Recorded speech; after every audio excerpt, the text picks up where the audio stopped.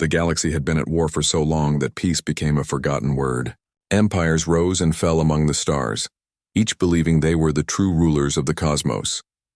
The Zorath Dominion, the Traylan Syndicate, the Orkai Collective, all fought for territory, power, and pride. Millions of lives were lost every cycle, but the war never stopped. It was routine, predictable, endless, until something broke the pattern. It started as a strange silence in the outer sectors, a silence where signals used to scream. A mining station near the rim stopped transmitting. Then a convoy of Traylan warships vanished without a distress call. No wreckage, no survivors, nothing. At first, the High Council laughed. Pirates, they said. Radiation storms, others claimed. But when the silence spread to 5 sectors, even the arrogant Zorath Admiralty began to worry. Sensors picked up faint energy trails, human in signature. But that was impossible. Humans were extinct. 500 years ago, they had burned themselves in their final war, a civil conflict so brutal that their homeworld was turned to ash. The galaxy had watched the flames of Earth fade away and erased humanity from every map. To most, they were only a legend now, a cautionary tale of chaos and pride. And yet the readings were clear. The power signatures matched old Terran designs, nuclear fusion drives, electromagnetic rail systems, and something far beyond. Something new. In the command hall of the Zorath flagship Vraxion, Admiral Zarin watched the data scroll across the holoscreen. The energy spikes came and went like ghosts. Silent, precise, cold. Whoever they are, Zarin muttered, they know how to hide. Then came the first visual feed. A patrol drone captured it moments before it was destroyed, a massive shadow emerging from hyperspace. It wasn't shaped like any known vessel. It looked ancient, armored, built like a fortress with layers of plating thicker than any modern design. 4 glowing engines burned blue at its rear, lighting the void like suns. Across its hull, symbols were etched. A white eagle spread wide, no transmission. No warning, only movement. Then, a flash. The drone's feed cut off as a beam of pure energy tore through the frame. The control room went silent. No one spoke. No one moved. Hours later, when the Zorath fleet arrived at the site, they found only floating debris, twisted metal, drifting bodies, and the echo of an unknown weapon still vibrating in the vacuum. No enemy ships detected, just an empty void. Across the galaxy, similar reports began to surface. Fleets gone missing, colonies destroyed overnight, communication relays reduced to ash. Each time, scanners detected the same faint energy trail, human origin. But the humans were gone. Weren't they? Rumors began to spread through the black markets and shadow networks. They said a ghost fleet had returned. They said the Terran War Armada, the same one that vanished at the end of the human collapse, had reawakened. Some said they'd been hiding beyond the galactic rim, building in silence, waiting. Others whispered that they were not human anymore, that they had merged with their own machines, becoming something else. On the Traylan world of Veronis, a merchant captain found a black box drifting in space, a recording from a destroyed convoy. When decrypted, it played one line before corruption ended the file. "This is human command. Execution order confirmed." Clean sweep, those words spread faster than any weapon. Entire fleets began to retreat. Armies refused to fight. Fear, the kind that eats the soul, returned to the galaxy. Meanwhile, in the darkness between stars, something moved. Thousands of silent ships, their hulls black as obsidian, glided through the void. They didn't broadcast signals. They didn't ask for surrender. They didn't take prisoners. Each ship bore the same insignia, the white eagle of the Terran fleet. And at their center flew a colossal battleship, the Invictus, flagship of the reborn human war fleet. Inside its command deck, a calm voice spoke. "Sector scan complete. Enemy fleets detected ahead. Orders?" another asked. "No diplomacy," the captain replied coldly. They were warned, and with that the Invictus activated its rail cannons. The first blast lit up the void, a beam so bright it turned night into dawn. The enemy never saw it coming. Within minutes, 3 alien cruisers disintegrated, their energy cores imploding one after another. From far away, a Zorath scout ship caught a glimpse of the attack. The human formation moved like a machine, Every ship aligned perfectly, firing in sync, never breaking pattern. No emotion, no mercy, only precision. The scout tried to flee, sending one last message to the High Council. But before it could finish, a human interceptor cut through its hull like paper. The signal ended mid-scream. Back in the capital, leaders argued. Denial, panic, disbelief. Some demanded peace talks. Others wanted war. But the truth was clear. The silence spreading across the galaxy wasn't a mystery anymore. It was a message. Humanity had returned, not as survivors, not as explorers, but as a storm. A fleet forged in darkness, silent and unstoppable. They didn't want revenge. They wanted control. As the Invictus disappeared back into hyperspace, the stars around it dimmed, and space itself seemed to hold its breath. No one knew where the humans would strike next. But every commander in the galaxy whispered the same words that night. The humans are back, and the galaxy will never be the same. Across the galaxy, the silence became heavier than sound.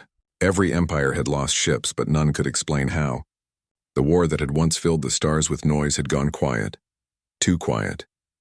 On the Zorath capital world of Cryon 5, the Grand Council gathered inside a fortress of glass and iron. The meeting hall shook with fear and pride, every admiral talking at once. Holoscreens showed blurred images of dark ships, explosions, and vanishing fleets. No clear evidence. No survivors. Admiral Zarin slammed his metallic hand on the table. Enough. These ghosts are not gods. Someone is behind this.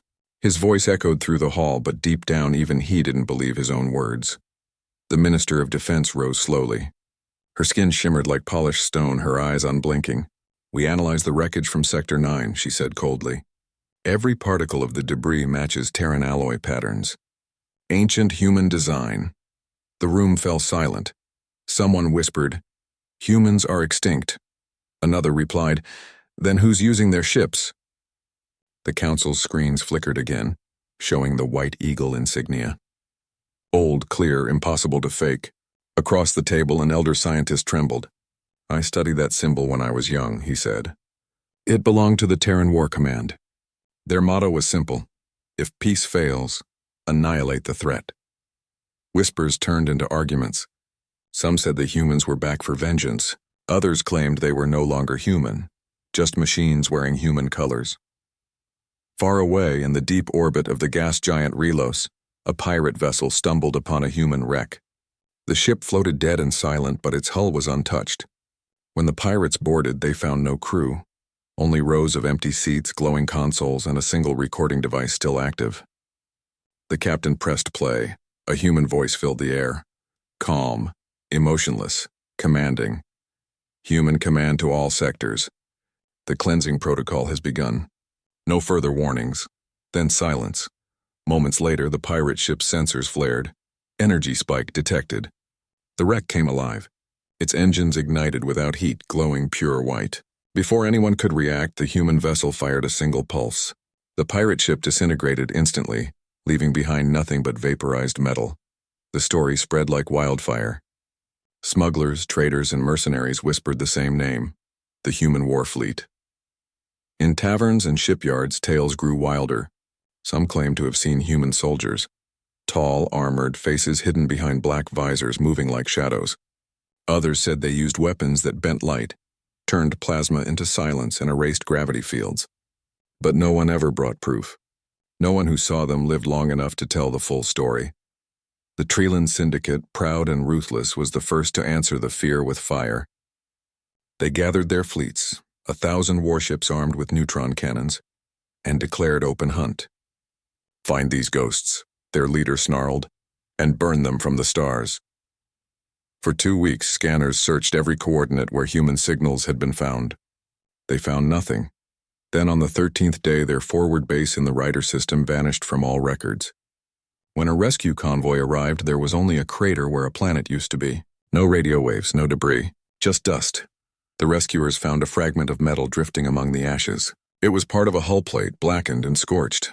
On it, faint but visible, was the same White Eagle. Meanwhile, among the neutral worlds, panic turned into prophecy.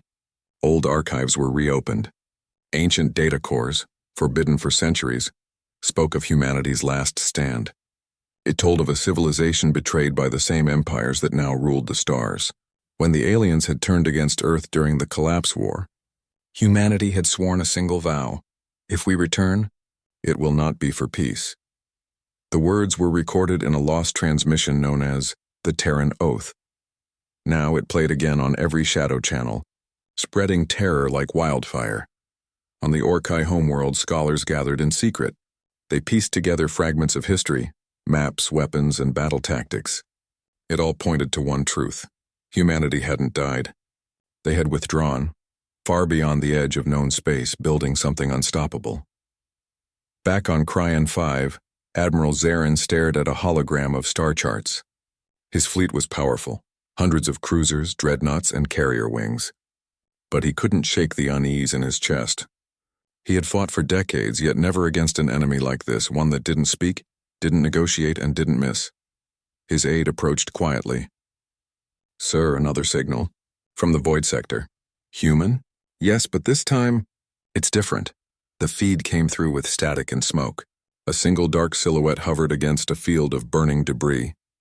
Then a human voice, colder than metal, broke through. "You were warned once. There will not be a second." The signal cut out. Zarin's eyes widened. "Prepare the fleets," he ordered. "They want a war, we'll give them one." But even as his ships armed up, a strange thought crawled into his mind. What if humanity didn't want war? What if war was just the consequence of their return? Across 10,000 worlds, the same question spread like a virus. Who were these humans now? Were they saviors or destroyers? Machines or men? But deep in the blackness beyond all sensors, the human fleet moved again. Silently, precisely. Inside the Invictus, the captain gave a single command. "Next sector, Cryon 5. They want to see us?" "Let them." Engines ignited. Space folded, and the stars themselves seemed to shiver as the human war fleet vanished into the void once more. The galaxy braced for impact. The galaxy had seen many wars, but none had prepared them for this one. After weeks of panic and rumors, the Zorath Dominion, the Traylan Syndicate, and the Orkai Collective agreed on something they had never agreed on before: unity. For the first time in centuries, their fleets gathered under one command. Their mission was clear: find the human war fleet, trap it, and erase it.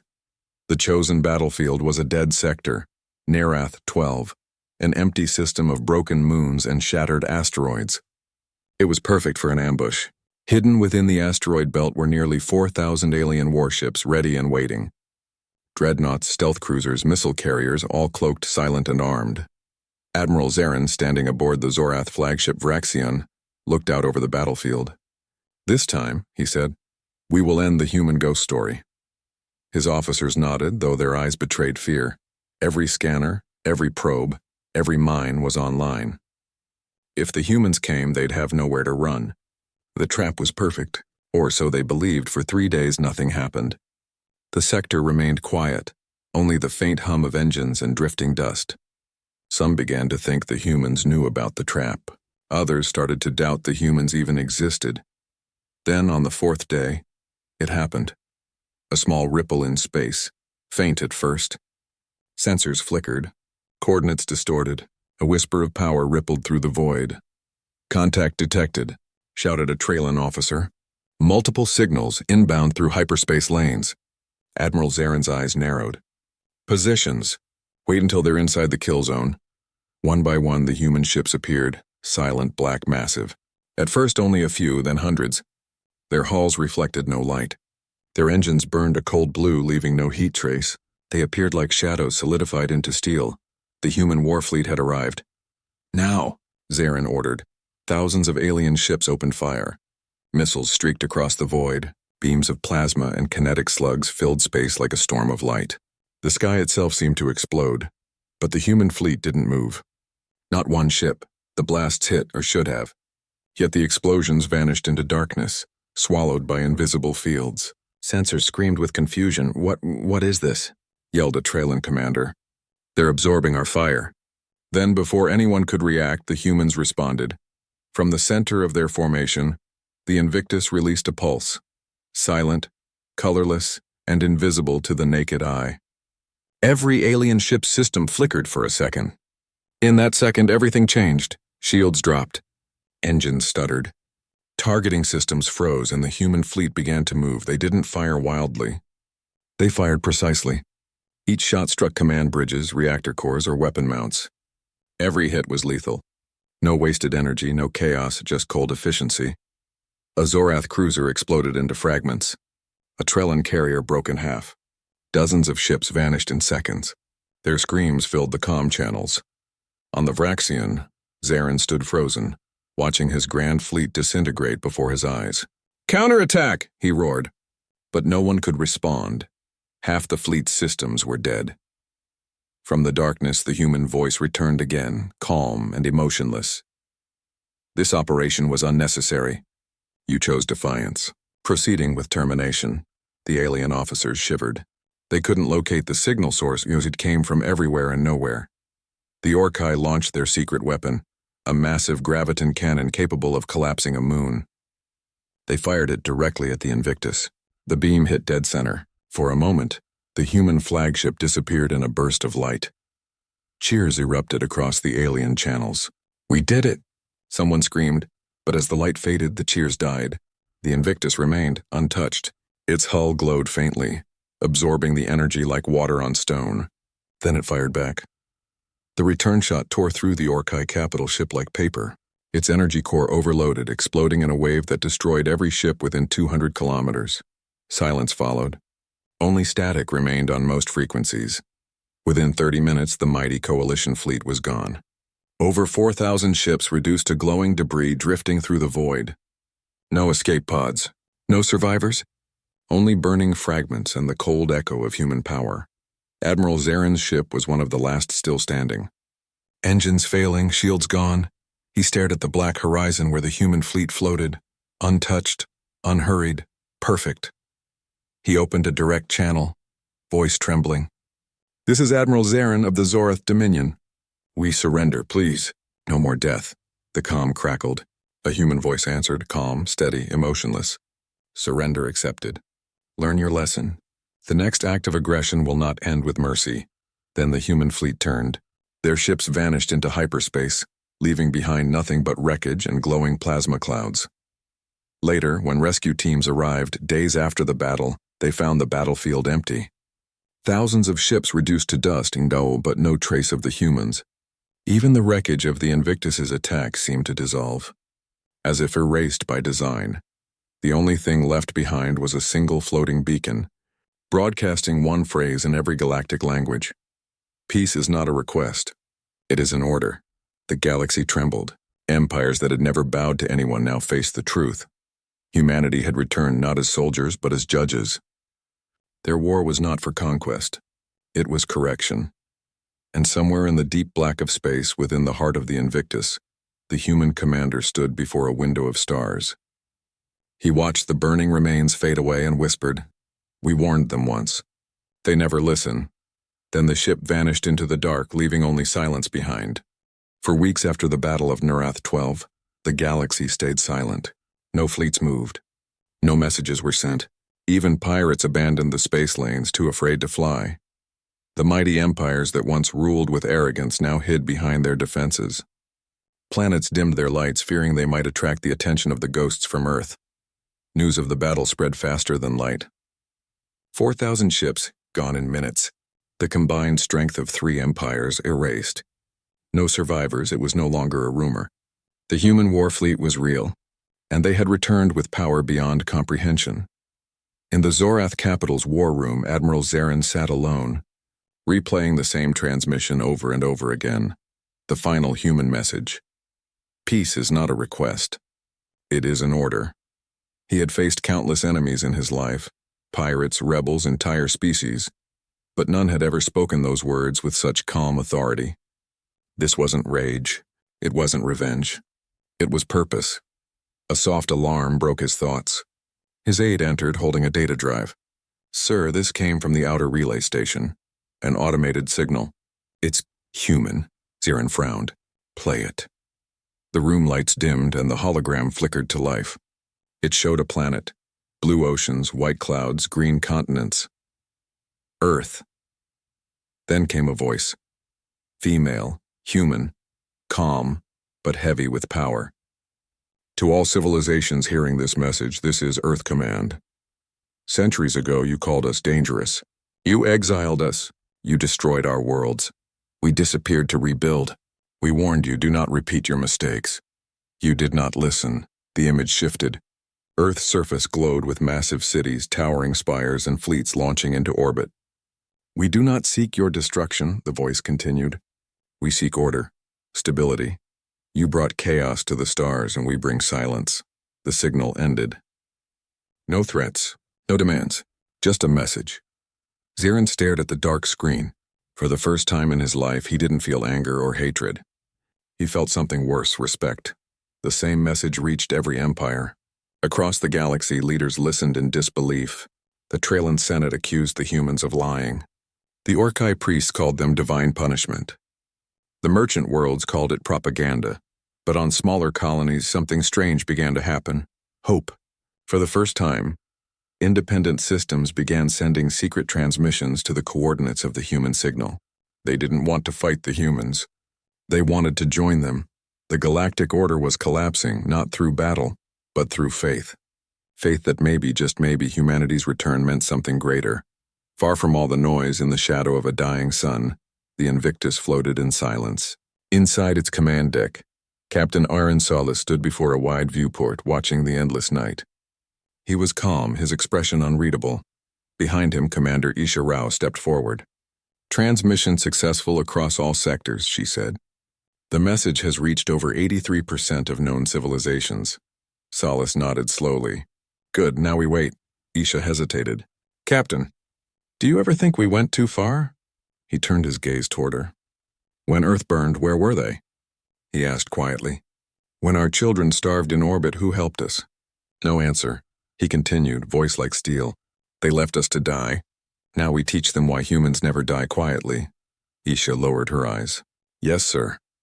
In the hidden chambers of the Orkai Sanctum, a desperate plan was forming. Their grand oracle believed the humans were gods, the children of fire sent to reset the stars.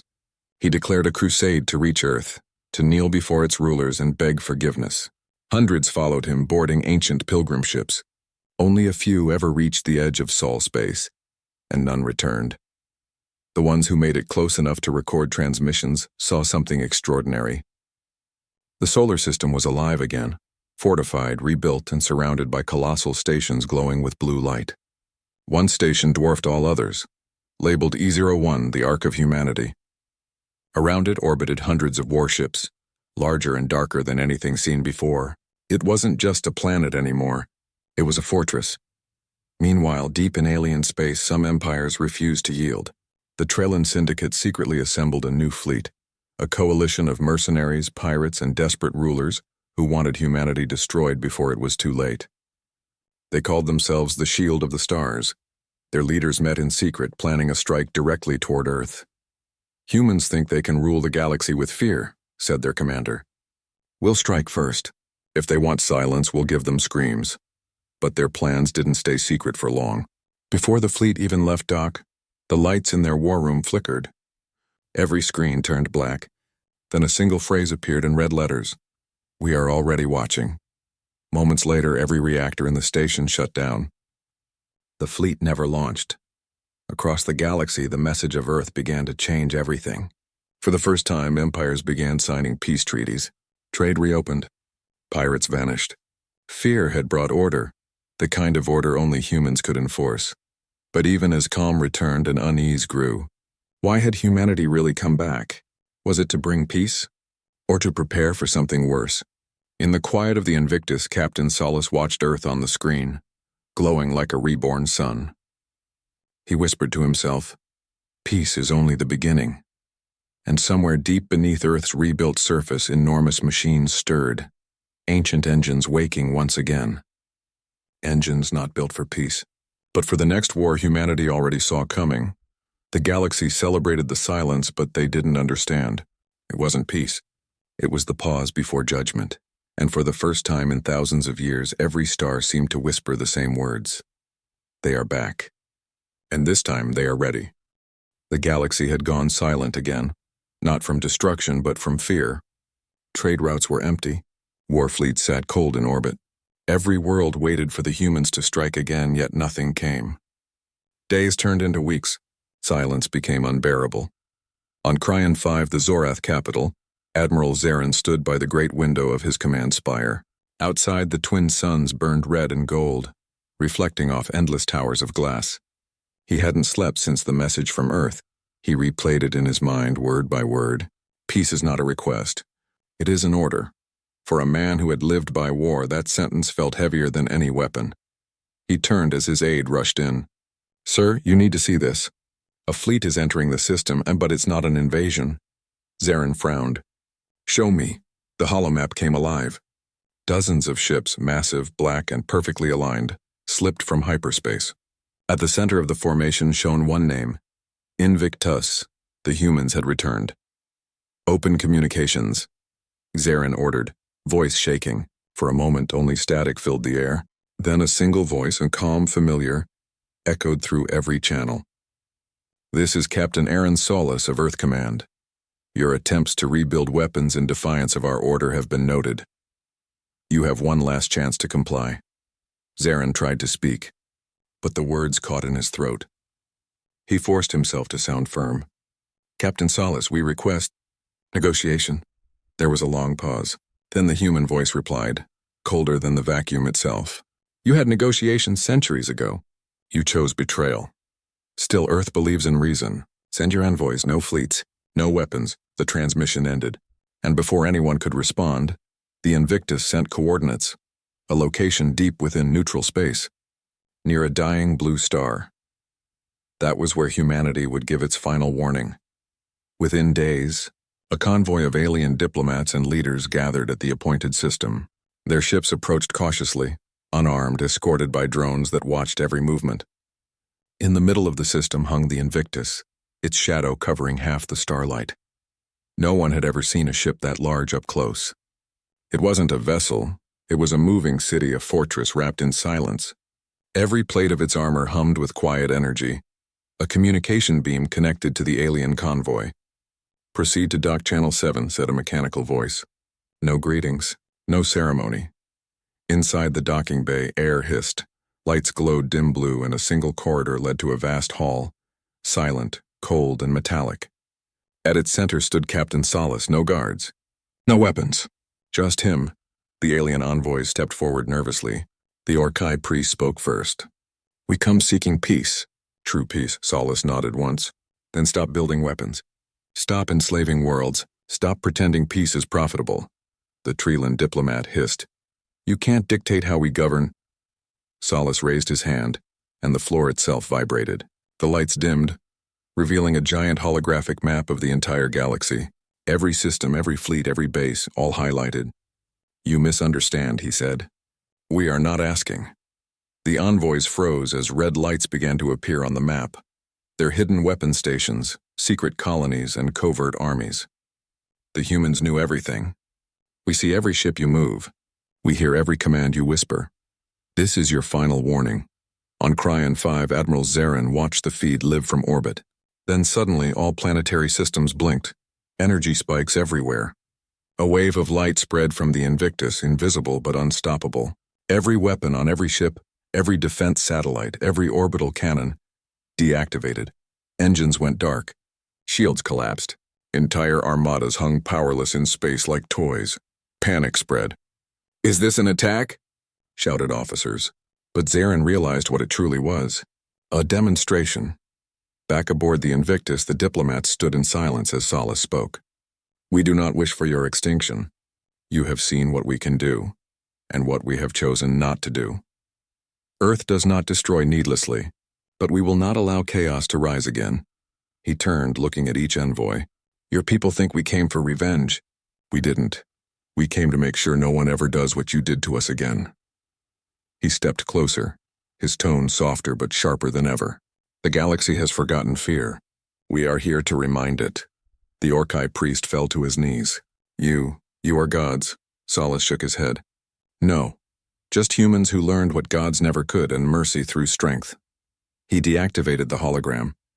The hall went dark again. "Return to your worlds," he said quietly. "Tell them what you saw. Tell them to keep their silence." As the envoys were escorted back, none dared to look behind them. Outside, the Invictus slowly turned toward the stars. Its engines flared brighter than the dying sun, and in a voice that reached across the system, Captain Solace gave the order, "Initiate the beacon protocol." Across the galaxy, a massive energy signal erupted from Earth's network of stations. The message repeated endlessly in every known language. "This is Earth Command. Galactic peace enforced. Interference will result in erasure." No one dared to reply. On his flagship, Admiral Zarin watched the stars pulse with the signal. He whispered to himself, "They control everything now." But deep inside, he felt something strange, a sense of relief. For the first time in his life, he believed there might truly be peace. He turned off the console and stared into the sky. "The humans, they didn't conquer us," he murmured. "They saved us from ourselves." And far beyond his world, the Invictus drifted away, not as a threat, but as a shadow of warning, one that would never fade. The galaxy was quiet again. Too quiet, because everyone knew, if another war began, if another empire rose with greed, the humans would return, and this time there would be no warning. Years passed, but the silence never left. The galaxy that once roared with wars now whispered like a graveyard. The empires still existed, the Zorath, the Trellan, the Orkai, but they were no longer the same. Their fleets stayed grounded. Their armies were smaller. Their borders stayed still. No one dared to fire first anymore, because every commander, every ruler remembered what had happened when they did. The human fleet had spoken once, and once was enough. On the outer rim world of Veronis, a small child sat under the twin moons staring up at the stars. His grandfather, old and fragile, told stories beside him. Long ago, the old man said softly, the stars were loud. Ships fought in the sky. Empires ruled, but then the humans came. The boy's eyes widened. "Are they monsters?" The old man smiled faintly. "No, child. Monsters destroy humans. Reminded us what fear means. And sometimes fear keeps the peace." He pointed at a faint blue star in the distance. "That's Sol, the human sun. No one goes there." "No one dares," the boy whispered. "Why?" The old man's eyes grew distant. "Because if you knock on their door, they might answer." In the heart of the galaxy, the great archives of the Orkai priests now called the humans the Wardens of Silence. They turned humanity into legend, their words into scripture. Cathedrals were built on desert moons with carvings of the white eagle, wings spread shadowing the stars. Pilgrims from every world traveled to see those carvings. They prayed not for salvation but for restraint, that the Wardens would never wake again. Some said the humans had vanished into another dimension. Others claimed they still watched from beyond the rim, hidden behind cloaked worlds. But one thing everyone agreed on, the galaxy stayed peaceful because of them. Meanwhile, in the dark void near a forgotten system, a ship drifted silently, black, massive, ancient. The Invictus.